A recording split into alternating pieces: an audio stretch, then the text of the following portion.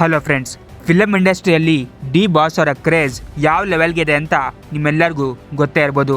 ಇವರು ಎಲ್ಲಾದರೂ ಹೋದರೆ ಸಾಕು ಅಲ್ಲಿ ಕೋಟಿ ಕೋಟಿ ಜನಸಾಗರ ಸೇರುತ್ತೆ. ಇದೇ ಕಾರಣಕ್ಕೆ ಇವರನ್ನು ಬಾಸ್ ಅಂತಲೇ ಕರೀತಾರೆ. ಇವರಿಗಿರುವಷ್ಟು ಅಭಿಮಾನಿಗಳು ಇಡೀ ಇಂಡಿಯಾದಲ್ಲೇ ಯಾವ ನಟನಿಗೂ ಕೂಡ ಇಲ್ವೇ ಇಲ್ಲ. ಇದು ಡಿ ಬಾಸ್ ಅವರ ಗತ್ತು ಅಂತಲೇ ಹೇಳ್ಬೋದು.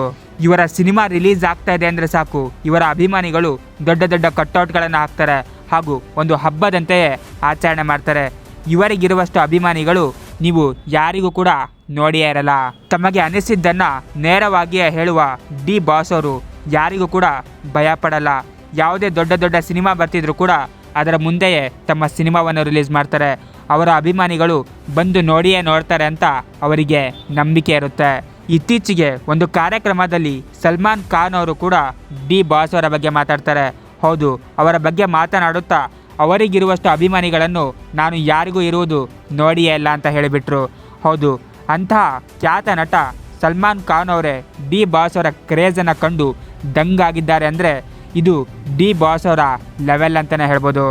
ಇದರ ಬಗ್ಗೆ ನಿಮ್ಮ ಒಪಿನಿಯನ್ ಏನು ಕಾಮೆಂಟ್ ಬಾಕ್ಸಲ್ಲಿ ತಿಳಿಸಿ. ಹಾಗೂ ಇದೇ ರೀತಿಯ ಹೊಸ ಅಪ್ಡೇಟ್ಸ್ಗಳಿಗಾಗಿ ನನ್ನ ಚಾನಲನ್ನು ಸಬ್ಸ್ಕ್ರೈಬ್ ಮಾಡಿ. Thank you.